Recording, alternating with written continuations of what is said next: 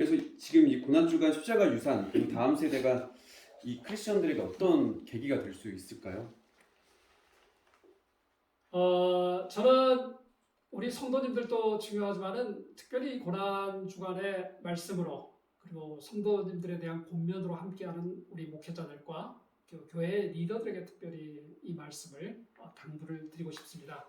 우리가 고난 주간과 한국 교회 수많은 어떤 종교적인 삶과 예배를 통해서 무엇을 주고 싶어하는가? 오히려 우리의 신앙의 선배들은 자신들이 유산이라고 부르지는 않았지만 자신들의 삶을 통해서 우리에게 도전하는 것이 무엇일까?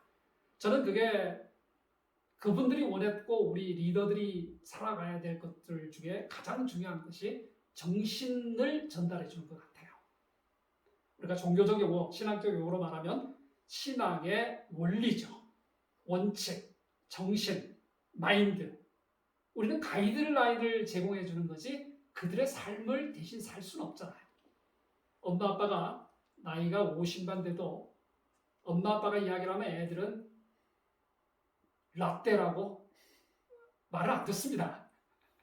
만약에 아이들이 즐겨 들을 정도의 이야기라면 우리가 우리 후손들에게 더 그들의 삶에 들어가서 이야기를 나눌 수 있지만 우리가 정말 해야 될 것은 어떻게 인생을 살아야 될 것인가라는 정신, 신앙의 핵심 원리, 가이드라인을 제공하는 데서 충실을 하는 게 어떨까 하는 생각이 듭니다. 두 번째는 참 어려운 시대를 우리가 살아가고 있어요. 부흥의 시대가 끝나고 이제는 교회가 세상의 희망이다. 우리는 이념으로 그걸 받아들여갖고 우리는 실질적으로 그렇게 믿고 왔는데 어느덧 21세기에 눈 떠보니까 세상이 바뀌어 있어요. 얼마나 많은 사람들이 과연 교회가 세상의 희망이라고 생각할까요? 그건 아이디어인 것 같아요. 지금까지 한국 교회는, 한국 사회는 한 종교가 지배하는 사회가 아닙니다. 좀 아쉽지만은 한국에는 종교적 대안이 있는 나라입니다.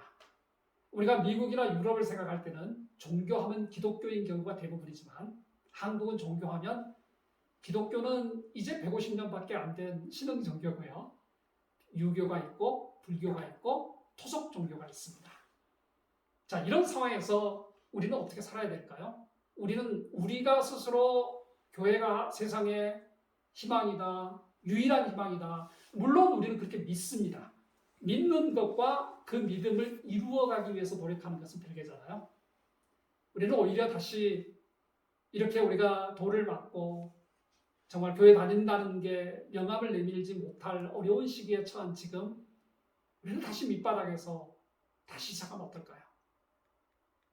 우리가 세상을 아끼는 마음, 우리가 말씀 한 구절의 끝자락이라도 예수님의 뒷모습에 옷자락이라도 붙들었던 한 여인의 간절함 같이 시내산에 올라갔던 모세가 정말 보고 싶어 했던 하나님의 얼굴을 못 보고 하나님의 뒷모습, 등허리, 하나님이 거하셨던 곳에 냄새라도 맡고서 흥분하고 즐거워했고 감격했던 그 모세. 오히려 우리는 잠깐 우리가 너무나 아는 것을 갖고 있다는 편안함과 그리고 그 안주함에서 내려와서 우리는 생명을 믿잖아요. 우리는 종말론적 희망을 갖고 있잖아요. 우리는 그분의 나라가 이 땅에 임할 것이라는 희망을 갖잖아요.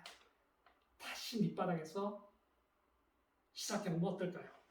세상살이에 생명과 진실보다도 더 강한 것이 없다고 저는 믿습니다. 그게 우리가 예수 믿는 이유가 아닐까요? 저는 후배들에게, 다음 세대에게 이게 이제 고난주간의 고난이지만은 고난주간에 우리가 다음 세대를 꿈꿀 때 우리 특별히 리더들이, 교회의 중직자들이 가져야 될 태도라고 생각하는 건데 우리의 내적인 고민을 같이 공유하면 어떨까요? 우리가 다음 세대에 대해서 가르치려고만 하지 말고 배워야 됩니다.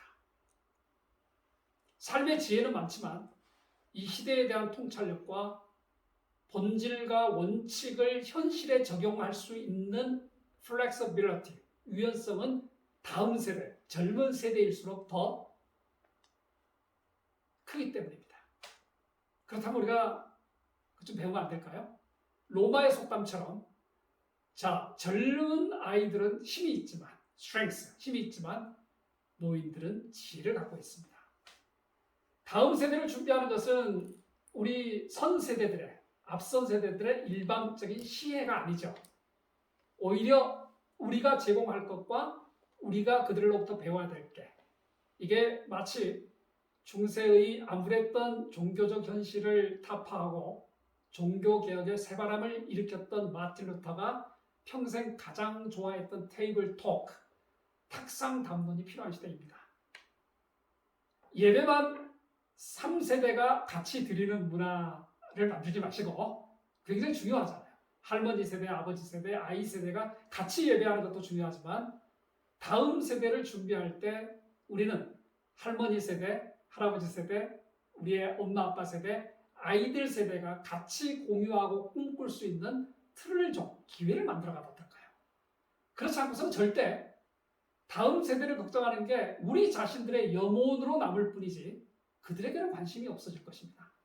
하지만은 처음부터 우리 아이들도 주주로 참여시켜서 우리 같이 꿈꿔보자. 그리고 너희들이 할 분야와 너희들이 할 수 있는 일과 엄마 아빠가 할 수 있는 일과 우리 할머니 할아버지가 할 수 있는 일, 세속적인 교육은 굉장히 지혜로울 때가 많아요. 할머니 할아버지가 돈이 있어야지 손자 손녀들이 더 잘 성공할 수 있다는 세속적인 속담이 있어요. 엄마 아빠가 부자여서 되는 게 아니에요. 할머니 할아버지가 부자여야 돼요.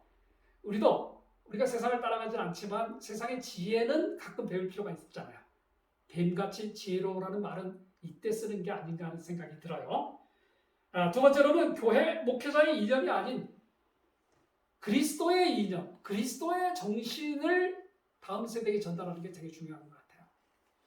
저는 총신신학대학원이라는 굉장히 보수적인 신학교에서 공부를 했지만은 저는 굉장히 다양한 또 기관에서 박사학위를 했습니다. 제가 느꼈던 것은 이런 거예요. 밖에서 보는 한국교회는 한국교회, 개신교의 어떤 보편성보다는 특수성이 더 많은 나라가 한국교회인 것 같아요. 그러니까 개신교에 속해 있다, 장로교 무슨 교단에 속해 있다고 말씀은 늘 하시지만은 그렇지 않은 것 같아요. 당신 목사님에게 속해 있어요. 당신 목사님에게 속해 있어요. 그래서 굉장히 이게 아이러니해요. 그만큼 뭐 좋은 거지요. 생기발랄하고. 하지만요, 굉장히 민감하고 또 열심히 목회하시는 분들에게 미안하지만은 그런 생각을 한번 해봤어요. 교단이나 담임 목사님을 따라가는 목회 대신에 그리스도를 추구하는, 그리스도를 따라가는 다음 세대의 꿈을 넘겨줘야 되지 않을까. 내 목회를 넘겨주는 게 아니고 우리 교단의, 우리 교회의 이거라는 것을 넘겨주는 게 아니라 되게 역설적이고 미안한 이야기잖아요. 우리 다 그리스도를 위한다고 달려왔는데 정작 신학자라는 사람이 하는 말이 당신의 교회나 당신의 교단의 신학이 아니라 그리스도를 넘겨주는 다음 세대를 꿈꾸자. 이거는 제가 최근에 깊이 느끼는 고민입니다. 마지막으로 우리 후세대의 결정권과 자산권을 보장해 주자는 거예요. 저희같이 은혜 세대의 끝물 입장에서 펀드레이징이라든지 어떤 한국교회 공통적인 작업을 진행하려고 펀드레이징을 다니다 보면은 현실에 있어서 굉장히 안타까운 점 중에 하나는 이미 선배들이 가져가실 만큼 다 갖고 계셔요. 우리에게 넘어올 동전이 없어요. 그렇다면은 저희보다도 훨씬 더 어려운 시대에 신학을 하고 있거나 교회 리더로 성장하고 있는 분들이 당신만의 교회 차원이 아닌 한국교회 전체를 위한 일을 하고자 했을 때 그분들은 과연 후원을 받을 수 있을까요? 자본주의 사회라는 틀에서 살아가는 한 자본의 힘은 아름다운 꽃같이 중요할 때가 많습니다. 미래에셋에서 박현주 회장만이 말씀하신 게 아니에요. 돈 자체가 무슨 죄가 있습니까? 그거는 삶의 존재가 돈이라는 것으로 형상화된 뿐이죠. 돈 없이 살 수 없어요. 속물이 아니에요. 우리는 그만큼 중요한 돈을, 자산을, 자본의 총알을 익숙한 분들이 그룹을 모아서 다 세금을 수거해 가버리시면 마지막에 로빈훗이 남든지 로빈훗을 따라서 산속에서 그냥 방황하는 무리들밖에 남지 않아요. 그래서 이 고난의 시간에 정말 다음 세대를 원한다면 우리가 낚시를 할 때마다 크기 제한을 두잖아요. 특정 크기는 못 잡게. 그런데 안타깝게도 우리 한국교회 유명한 분들은 그냥 다 그냥 이렇게 어린 피라미드까지 다 잡아가는 경우가 많아요. 막상 뒤에 가보면은 우리는 룻기의 보아스의 원칙을 우리는 언급하지 않더라도 저희 같은 가난한 사람들이 좀 주워 먹을 것들 이렇게 나라하게 끝자락이라도 몇 개 일부러라도 흘려줘야 되는데 한국 교회는 없습니다. 깨끗합니다. 그래서 정말 다음 세대를 원하신다면은 다음 세대의 자산권과 그들이 할 수 있는 결정권을 빼앗지 말라는 거예요. 제가 아이를 키우는 입장에서 그리고 자녀 이렇게 어린 아이들을 가르치고 또 늘 강연을 하는 입장에서 제가 스스로 조심하는 게 있습니다. 내가 필을 받고 분위기가 좋으면 이렇게 살아라고 말하려고 하는 의욕이 막 생겨요. 조심해야 되지 않겠어요? 어떻게 그들 세대가 자신들의 세대를 책임지고 살아갈 것인지는 그들의 몫이죠. 우리의 몫은 아니에요.